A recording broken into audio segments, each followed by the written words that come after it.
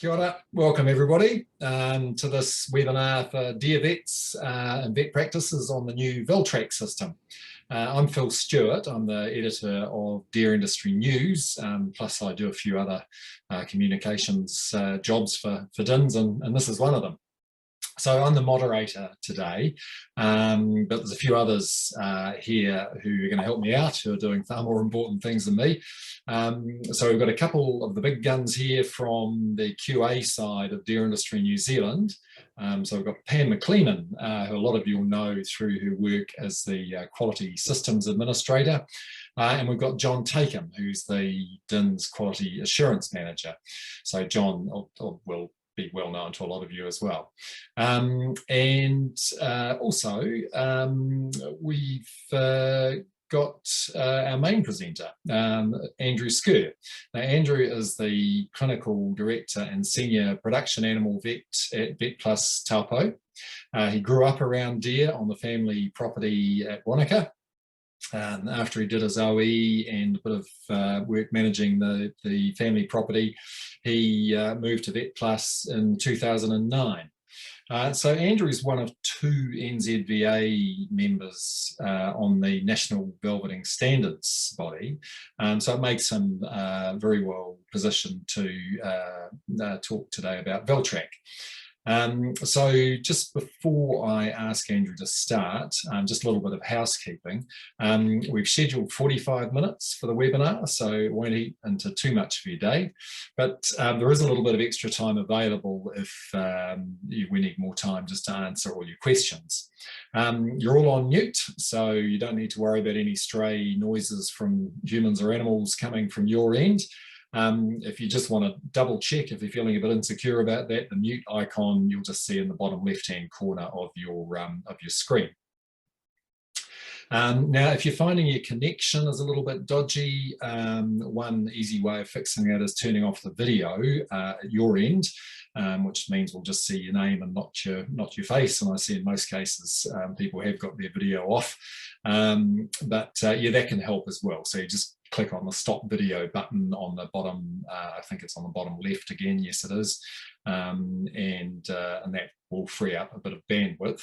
If that doesn't work, you could just try leaving the meeting by clicking on the end button and select leave meeting, and then rejoin the meeting through the link that you were sent by Pam, and we'll let you back into the presentation, and that should work. So Andrew's presentation will be about 20 minutes.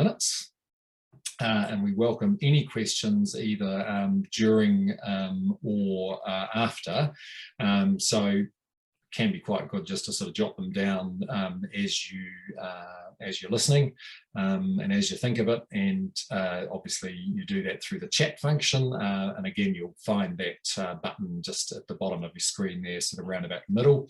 And then we'll go through those when Andrew's finished. So look, it doesn't really matter if you're a new grad or if you've been working with deer for decades, or if you're on the admin side of a veterinary practice. You know, VelTrak is a brand new system for all of us. Now, it has been designed to be simple and straightforward, but don't be afraid to ask even what sounds like the most basic questions, or the most sort of challenging what if kind of questions either. You know, it's actually quite helpful to us to sort of hear all this from all of you, because you know, wisdom of crowds and all that. Yeah, so don't hold back there. It'd be great to have all your questions. Now, and I suppose I should just also comment, of course, that, you know, as far as VelTrak's concerned, we want it to work just as well as you do. And just remember, yeah, if you're having any sort of issues, you can also communicate with us through the chat function, just to let us know if you're having any technical problems. We'll do our best to answer all your questions today. But remember, there's also a VelTrak manual for vets. Some of you might have already seen it. It's being finalised, and you should be sent copies as soon as they're printed. So that'll provide fill in a few of the gaps as well.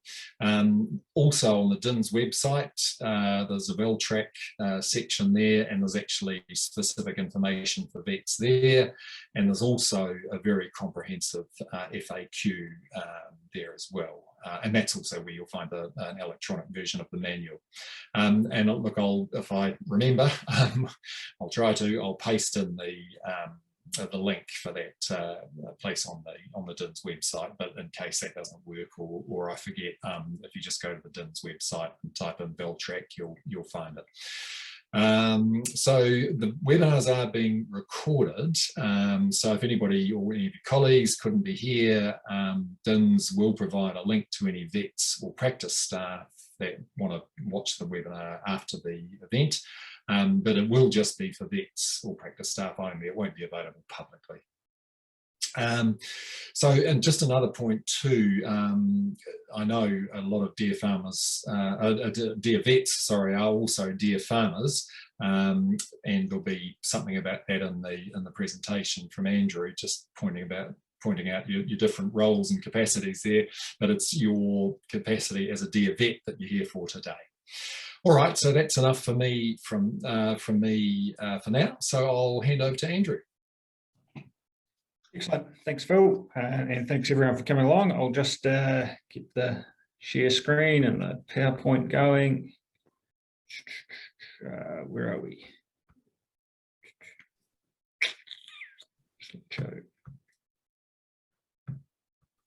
Right, I think we're under control. Right, so what we want from today is to tell you about VelTrak and give you a brief overview of how it works. And most importantly, answer your questions about it. I'm sure there'll be a few, certainly from the last couple of presentations. There has been some really good questions. At the end of this session, we'd like you to have a better understanding of about 3 things about VelTrak: what it is, why do we need it, and how does it work?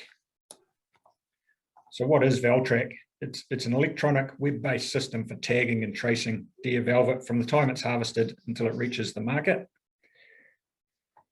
We'll be using these wristband style tags, and they're printed on synthetic paper. They have the unique barcode that's circled there, very similar to the tags we've used for the last 2 seasons. Those ones were blue, and these ones are black. And the difference is, the big difference is where that circle is there, there's the embedded UHF RFID chip. And this allows the tag velvet to be scanned and recorded and tracked either way through the supply chain. Right, when is this going to happen? So VelTrak will come into effect for the 21-22 velvet tag ordering season, and this officially starts on the 1st of August this year. That's why we want to have everything set up and ready for over the next few months. Vet practices will be able to register in VelTrak anytime from the 6th of April. We do encourage everyone to have that done before the 3rd of May, because that's when the farmers will start to register. When farmers register, they'll have to nominate a vet practice to supply their tags. So it's important that our business is there for them when they do this. Right, so why are we changing to VelTrak? Like all food products of animal origin, velvet must be fully traceable. The regulated control scheme for deer velvet harvest, or the RCS, which was introduced by MPI in 2017, marked a big step up in food safety standards for velvet. So VelTrak is taking this further. It dovetails with the RCS standards and supports product safety right through to the supply chain. If farmers haven't passed an RCS velvet audit, they can't get their tags through VelTrak, and then they won't be able to sell their velvet to the human supply chain. Overseas health food companies like Korea Ginseng Corporation are demanding traceability, high standards of food safety, and integrity of our assurance system. Our systems have to match these demands, and now this technology makes this happen. These health food companies are plugging the attributes of New Zealand velvet in their marketing, things like purity, quality, hygiene, welfare, and the product traceability. Now, velvet industry is now worth more than $100 million at the farm gate, and VelTrak is going to help protect this brand integrity for New Zealand velvet, and our overseas customers have welcomed VelTrak with open arms. And I can certainly speak to this. There's also demand from everyone, myself included, for processes to be streamlined and flexible with less time spent down in admin and compliance work. And finally, VelTrak is unique to New Zealand, and it will give our velvet producers a strong competitive edge. So how's it going to work? Like Phil said, there's going to be a comprehensive velvet manual emailed out and also available on the website. So don't worry if you don't remember every detail today. In fact, today is really just an overview. So your core role won't be changing. You'll still be supervising deer velveting under the NVSB system the way we always have, and we'll still be supplying tags to we'll still be supplying our farmers with the tags. Here's a flow chart to give you an overview. So where the vet does the velveting, which is circled there, the vets will be, I'll go through the top lines in a moment, but when the vet does the velveting, we'll be recording the tag transfer in VelTrak ourselves, assuming the farms that we're velveting for have passed their audits. And when the farmer does the velveting, they will have ordered their tags from us and been supplied, and then so that transfer has already happened in VelTrak to the farm, and they'll be applying the tags to their velvet. So what equipment and software will we need? Well, we don't need any software. It's a web-based system, and so long as we can access that with a compatible PC, tablet or smartphone, that's going to be fine. It's pretty much like internet banking in that regard. In terms of hardware, the farmers and vets don't need any specialist hardware. The only people that will need those big UHF scanners are the processors and the pack houses, the buyers of the velvet. That'll allow them to scan those bin loads of velvet in bulk. Like I said, so we don't need that, but what could be useful in terms of entering the tag numbers into VelTrak is the little point of sale barcode scanner. I know we've got them, I'm sure lots of other guys have them, but we certainly don't need it. So who needs to register for VelTrak? So all those using VelTrak, which is vet practices, farmers, and the velvet buyers and pack houses, are going to need to register. This applies even for sole traders. And there are different start dates for this registration for each group. As I mentioned before, as vet practices, we can register from the 6th of April. And if we're both a deer vet and a deer farmer, I know I fall into that camp, we do have to register twice, once as our vet practice and then again as a farmer. And I'll show you a quick rundown, a video of getting registered shortly, amongst other little videos. And again, this is an important point. Registration for farmers opens from the 3rd of May, so it will be good for us to have that done before they look to nominate where they'll get their tags from. Right, so I mentioned the RCS before. So when it comes to allocating tags out to farms, if they've failed an RC audit, the tags won't be able to be allocated to them. So the velvet won't be able to be sold for human consumption. This section shouldn't happen. So velvet hopefully is not being removed by farmers outside of the NVSB system. So certainly there's no tags available in that instance. And probably would want to take it further if it was. And this is where everything's going to fit, hopefully. So the farms have passed their RCS audit. They're either accredited under the NVSB system or the vets have taken the velvet off. So tags is available for that, for those farms in velvet. And that's the key point, really. That it makes, well, deer vets still have a critical point, important job in protecting the integrity of the system. Certainly the rules around velveting haven't changed. Just with VelTrak, they're going to become a lot more watertight. So registering your practice into VelTrak, we all know rural vet practices come in all shapes and sizes, from big multi-clinics across the country practices down to just the standalone clinic. So, Dins has tried to make that as streamlined as we can, and there'll be multiple ways at which you can do that. If you're a single branch practice, you just register as that, and your clients will be able to nominate you as that. If you've got multiple branches, then you could use a centralized ordering system where the tags will be sent to one branch, and then they'll be distributed by you guys out to your clinics. And then when they're being allocated, your branches can log into that centralized login to allocate them. Or you could have your standalone clinics. Well, you could have your branch clinics register as standalone. So then that clinic would be required to order their tags directly. And there's also the option to have a hybrid model where you could have a regional group of clinics of the one practice, where they have a central group in that region, and in another region, if the practice is that big, they could do the same thing. It's really a conversation you guys will need to have within yourselves to figure out what's going to suit you guys best. But certainly, as DINS is trying to make it easy and to fit with the best way to run it for your business. Right.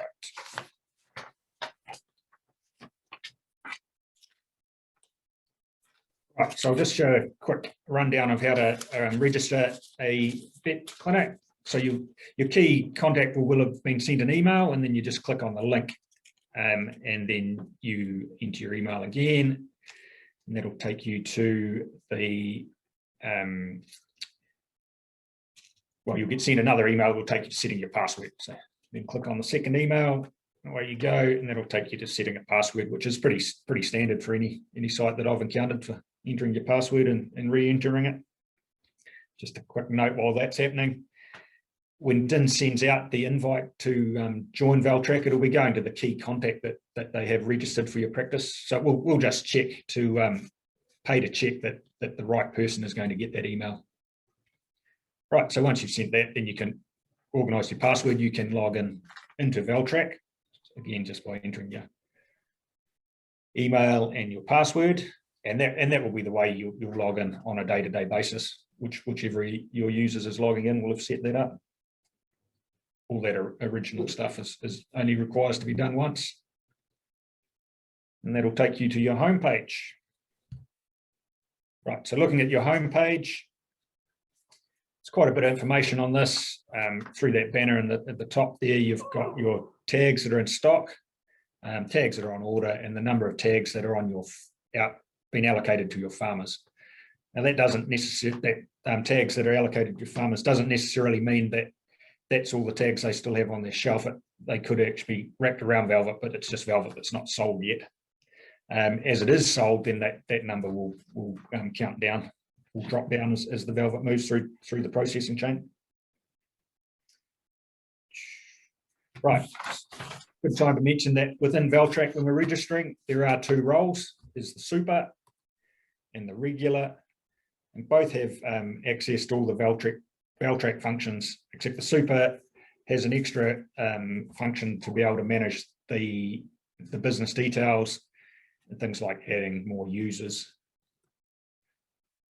which is like that. So if we show what it's like to add a staff member, just click the drop-down box on manage users, new staff. Again, it's pretty easy to follow, I think. Just enter the names and contacts.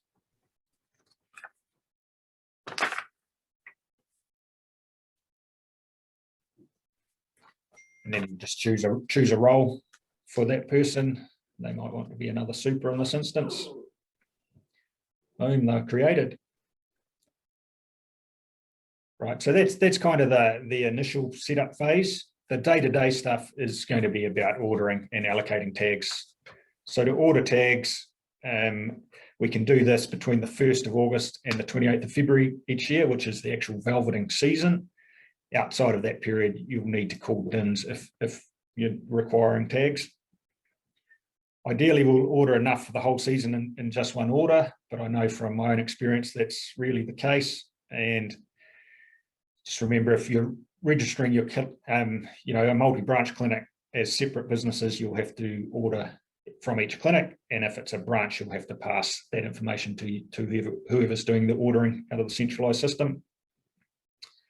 And it sounds obvious, but just remember that it is 2 tags per stag, 1 for each stick of velvet, and then for each farm they'll need a couple or a few more tags for the spike of velvet and regrowth, which is just wrapped around the bag.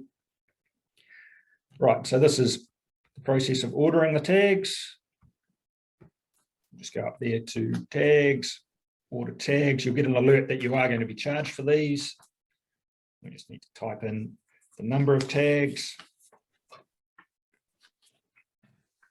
We have pre-populated addresses once you've already set in, and if it's an extra order, you'll just want to give a reason as to why that's happened. Greater demand, under ordered last time, whichever. And then again, if it was going to a different clinic from ordered centrally, but going to a different clinic, you can determine which address they're going to be delivered to. And then there's another section there where we can put any additional information that hasn't been entered in the first instance. Other velveting vets and their contacts. In this example, we'll enter 2. So there'll be another one after this. And then finally, while we're doing that, you'll see down the bottom, there's an opportunity there to order any other additional stuff that you might need for the NVSB, including your assessment pads. Click the order, that's done. Right, then the tags will turn up in your practice. And then you'll have a farmer ring up or come in to allocate tags. So that's the other main function that we'll be doing. So there's 2 things we need to do when we allocate. Log into tags, drop down to allocate, and then we'll need to find the farm. It comes from a drop-down box, and then you just type in the numbers of those tags. So I'll just show a video of what happens there. So we've gone into allocate tags, we'll pick the farm required, and then across on this side, we're assigning the tags. And in this instance, we are typing in the barcode number. And on a packet, you can just do the first and last of 50, same with the bags of 1,000 or boxes of 5,000, just first and last, and that will do that whole sequence. It's quite flexible, so you can do multi-sequences. Just remember, if you're typing in the barcode, like those tags we've had the last 2 years, the last digit is not sequential, but it is a part of the built-in system check, so it is important to enter that last number. So you can allocate as many tags as required, right down to a single tag. Generally, you probably need a minimum of 2, though. Yeah, sweet. Right. I'm just going back into that one. Yeah, so you've also got reports in here. So you can see how many tags you've ordered, how many you've allocated, right, to individual farms, and even right down to an individual tag if required. Right, so save the last question, well, the main question to last. How much is the cost? I've just lost my last page.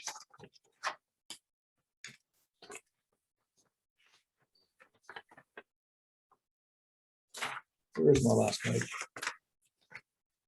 There we go.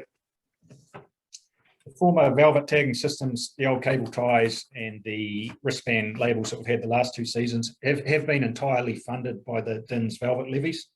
And there'd been no additional cost to the vets or farmers for this. This is changing with VelTrak.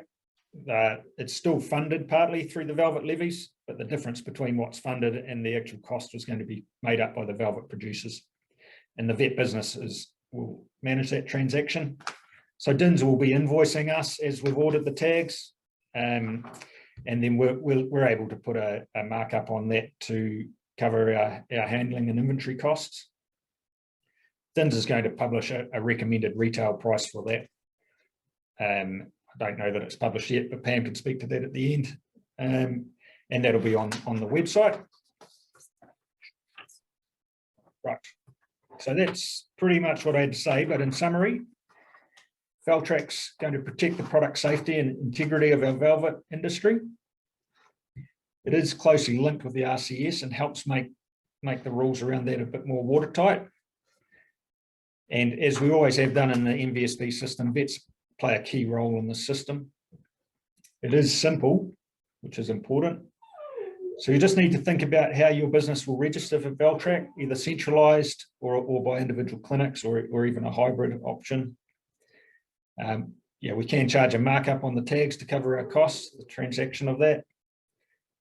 And again, I'll emphasise this one, VelTrak registration opens for our vet businesses from the 6th of April. And please have that done before the 3rd of May. Just, you know, we all know we'll have eager farmers that on the 3rd of May, they will be registering. And if they can't nominate us, that will just create them a little bit of grief. Right, principal contact that DINs have for our practices will get an invitation, an email to kick up the process off. So yeah, just between now and then, just double check that the person you want to get that invitation is registered with DINs, or, you know, is in the DIN system as your primary contact. And no system is perfect from day one. So any feedback as we work through this process is certainly welcomed. So that's all I had to say on that for the moment. So we'll send it out to our expert panel for any of the questions. Okay, that's great. Thanks very much, Andrew. All right, so now's the night to your questions. Now, I've already had one from Angela, who found that actually shortly after she asked it, that Andrew answered it, which was with the multi-clinic registration, do all the tags have to be sent to a single address, and does one particular person have more control of this than others in the clinic? Now that was kind of covered, but Pam, John, you might want to just expand on that a little bit, because obviously there's different scenarios depending on whether there's centralised ordering or branches do their own. Oh, okay, so at the moment, well, mostly, well, from what I know, each clinic just orders its own, and which can still continue. Or if you've got a larger clinic with lots of other little branches around it, they could have that as a central clinic. So then all the tags, orders would come from that one, and then but they could choose the delivery addresses of the other clinics to send them to. Yeah, so it could be either or, one main hub or individual clinics. The clinics will have to make those decisions for themselves, but they'd also have to make sure if they were a hub clinic that they let their clients know that that's the clinic they'd have to associate with when they are wanting to order, you know, order tags themselves. Yep. Yep. That's right. And I kind of, I might have brushed over it, getting a bit more used to this presentation, but a couple of things that I have picked up is that, you know, registering as a clinic, and so when your farmers nominate you, it's the clinic, it's not individual veterinarians. And also, if we're using the centralised ordering system, then your tags can go to all your clinics. But if they're standalone regis clinics and you run out of tags, you can't just grab them from your other branches. You'll need to order some more to get them sent directly to you, because they're allocated per registration, however which way that is for you guys. Yeah. Yep. Okay. No, that's great. Thanks. Thanks, both of you. Right. So Joel has asked, can Pam or VelTrak confirm how many tags each clinic ordered in the previous season, so we don't go and buy a whole lot more tags than we will need? And hopefully the answer, Pam, will be yes. You know, your homepage will tell you. So without a doubt, I can tell you whatever you ordered the last year or the last few years, so that you know if that helps you estimate how many you want this coming year. For the long-term recording, I'm not sure if VelTrak keeps, oh yes it does, it's all in there. So you'll always be able to look back and see what you've ordered previously once the system gets going. So that would be through the report function, would it, Pam? Yes, because it's showing your orders that you've put in, what's pending, what's completed, what's all been done. So you can see that all there. Yeah. There'll be a history. Yeah. And what's in stock and what's been allocated. Yeah. Yeah. Oh, that's good. Yeah, I think once everybody sort of gets into the groove a little bit with this, it'll become routine. It'll seem a bit weird at first, but yeah, they'll soon sort of settle in. I guess a lot of that's also to do with, you know, at your central hub or branch level, just in terms of staff training and getting somebody that's, you know, that is responsible for that as well. Okay, so now another question from David. Can we use our barcode scanner to scan in the tag numbers? Yes. Yep, absolutely. Yep. So that. Sorry, there's a little. Well, I think Andrew showed it, but where he wrote them in, you can just do your barcode scanner there, and you'd scan your first in the first box, and you scan your last in the second box, and it records everything in between. Yeah. Now, I think this might have come up yesterday, Pam. If somebody just I mean, it's probably unlikely, but if somebody just wanted to order one or allocate one tag, if there's one stick of velvet that needed a tag, is that technically possible, or does there have to be at least two in the range? No, you can just do one. You can just, yeah. So you'd have the same number in the start and the end. You just put it in the once in the first box. Oh, okay. Yep. And ignore the second one. Yep. That would only work if you only had one stick of velvet, though, fellas. Or one bag of spiker. Or one bag of spiker or regrowth. That's dead correct. Yeah.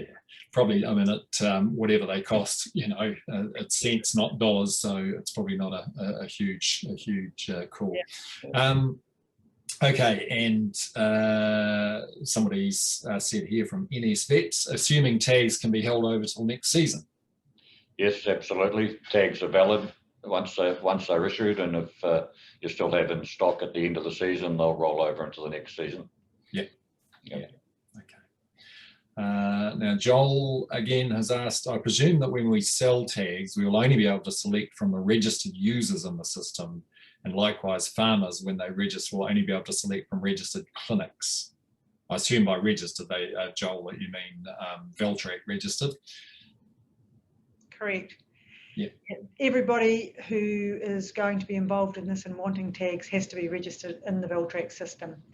So yeah, the vet clinics need to be, and so do the farmers, and the farmers have to have selected the vet clinic that they'll be getting them from. And so that farm will have had to show up in that vet clinic's system for them to be able to allocate them any tags. Yeah. And in that system too, it will show them whether they've passed the RCS audit or not, and whether they're eligible for tags, or even through the, you know, the MVSB system. Yeah. I think, am I right in saying that if somebody has failed an RCS audit, that the system just wouldn't allow them to be allocated any tags? It'd be sort of grayed out or whatever. Yeah, that's great. Yeah. Okay. Well, now did we? Oh yeah. So one more here from Angela. Can anyone in the clinic order tags? So that's an interesting point. I guess different clinics are organised in different ways. So what's the go there? Well, with the way that I read it, it's so look, if you are a registered user in your clinic's VelTrak, you'll be able to log in, and if you're able to log in, you'll be able to order tags. Yeah. So as long as you appear, you've got your own login, you're fine. Yeah. So the invitation, I think, is that right, Andrew, will go out to the primary person who's our contact at the clinic, who is that super user, and then they can allocate other users and enter those people in, and then those people can order. Okay, no, that's good. So look, that's all the questions that you have come up with so far. I do have some others from yesterday that I think are, well, previous webinars that may be useful as well. And since we've got a little bit of time, I'll quickly run those by our panel. And by the way, I'm a bit disappointed. I still haven't seen any estimates of the volume of a deer's rumen. So you're obviously, everybody's too scared to be the first one to have a go. But you can contact me privately by email afterwards if you like. All right. So what should we do? Okay. somebody asked the other day, if I go out and do a couple of size tags for my tiny farms, do I enter the tags into VelTrak each time I go out, or do I just do it at the end of the season? Yeah, I mean, it doesn't have to be at that minute. You can either do it on the you can use a mobile device in the field with the app, and that would be ideal. But if you're out of reception or didn't have that available, then you can do it back at the clinic, and certainly at the most convenient time post velveting, I would be registering them. Certainly, if they're not allocated to the farm, then they won't be able to sell that velvet. So you wouldn't want to be waiting till the end of the season to do it. Yep. Yeah, no, good point.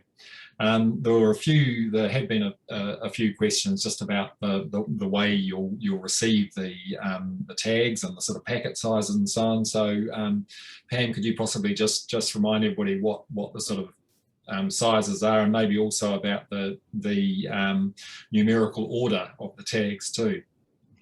So the packaging will be just like it's been in the other years, those packets of 1,000 for those who want packets that size, with those sleeves of 50 inside the packets. The packets will still have the barcodes on the outside of each of them, so you can scan that packet straight into the system. And we've been assured this year that they will all be all the tags will be in sequential order. So it should be 1, 2, 3, 4, 5. So if you need to just take 10 out, say, you should be able to scan the 1st and the 10th, and it should be correct. Yep. Although it would pay checking, but yeah. Yeah, no, that's good. I'm sure that'll be of some relief to people. Now, we did also get one or two questions about, when things go wrong, which hopefully nothing will go wrong, but, you have to be realistic. And somebody did ask, is there a part of the system for recording when tags have been lost or damaged or somehow lost track of? Well, our IT guys said yesterday, at this point in time, there's not, but they're actually working on trying to put something in place, and if that ever eventuates. Yeah, yeah. Okay, yeah. I mean, you would hope that would never happen, but, we're all human and all fallible, so those sorts of things can happen, I suppose. And along similar lines, and maybe you could talk a little bit about this, Andrew, too, is there was a question about what does a farmer do if the tag comes off the velvet? So I suppose first we need to say, how do you avoid that? And secondly, what would you do if that happened? Yeah, so our understanding is that these tags are going to be very good, and the actual coming undone or breaking of the tag shouldn't happen. So if you put it on the wrong part of the stick and it slid right off and then was lost, you would simply just re-tag that. That tag doesn't pertain to that stick of velvet until it's been picked up by the processor, and then that at this stage the tag that's lost will actually still be live on the system, but unless it's been transferred off farm, it's not going to be an issue at this juncture. And certainly we had a question on the first day about some very big velvets that one tag doesn't go around the main part of the beam where we'd normally tag, and certainly don't stick two tags together, because that's not how this work. Just move further up the beam or onto a tine whereby it's not going to slide off with a single tag. And possibly also, I know I was actually talking to somebody from PGG this morning, and they said, look, please remind people about just leaving that bit of free play under the tag and not making it too tight around the beam when you do put it on. And Phil, the new tags are going to have an extra centimetre of adhesive, so it'll be a better stickability on the tags as well. Oh, great. Yeah, no, I didn't know that. No, that's good to know. Okay, another question has just come in from Anthony. How much does the tag cost, and what is the recommended retail price? So the tags to the clinics is 39 cents, including GST, and the recommended retail price is 49 cents, including. Okay. Yep. Yep. So that's the margin there. I mean, it is a recommended retail price, but it's good to, obviously that'll be publicly available. Look, sorry, just going back to talking about the putting the tags on the velvet. I think on the website there is already a video up there, isn't there, showing how to put it. Just don't be confused by the fact that the video was shot a wee while ago before the colour of the tags had been settled on. So don't be too alarmed if you see the colour on the video as bright green, but the new official VelTrak tags are black and white. Okay, right, well, we've just got a couple of minutes left, so I'll just see if there's any other questions that people had previously. Okay, will there be a list when we log on as a clinic for farmers that have registered with our clinic, just so we can double check at the start of the season that all our clients we velvet for have registered ahead of time? So will you be able to see that all your clients are in the system? Yeah, so currently there's not a report option to tell you which farmers have nominated you, but if you went to an allocate tag and the drop-down box will show all your farmers. So you just have to do that as a ghost allocation, I guess, and just scroll through that drop-down box of farmers that you could allocate to. Yep, and that'll tell you who has nominated you as their tag supplier. Yeah, no, that's very good. Okay, all right, so what else do we have there? Oh, yeah, now we talked about sort of clinics versus vets. Can one vet be registered across several clinics? So in terms of VelTrak, that's not going to be a problem. I mean, you can register them to one place or another, although in effect it's probably even unnecessary. You know, it's not something that would be a required application as to where the vet was, because that's not, you know, the vet is not registered to the tag per se. Right. Now, something that I think has been discussed previously, which probably bears repeating just briefly, is the fact that we are going to an electronic system now. Now, obviously, people have got used to the paper VSDs over the last few years. So, will they still be available, or are we kissing goodbye to paper? Go for it. Oh, we're kissing goodbye to paper. But we do also recognise that there will be some farmers who do have internet access issues, and we'll be doing our best to work with them in whichever way we can. Yep. So the basic requirement is for a farmer to have an email address. Yep. Is that right? Yeah. Email is going to be the key in this whole thing, really. Yeah, for sure. Okay. All right. Hey, well, look, thanks everybody. I see our time is up now. We've I think we've been through everybody's questions. So thank you very much for coming along today. It's been great. We've had, you know, probably 80 or 90 vets, I think, here this week, which has been fantastic. And as I mentioned before, we are recording these as well, and there will be a recording of one of these webinars up for if any of your colleagues have missed out and want to pick up a bit more. So, yep, thanks very much again, and we'll see you again sometime, someplace.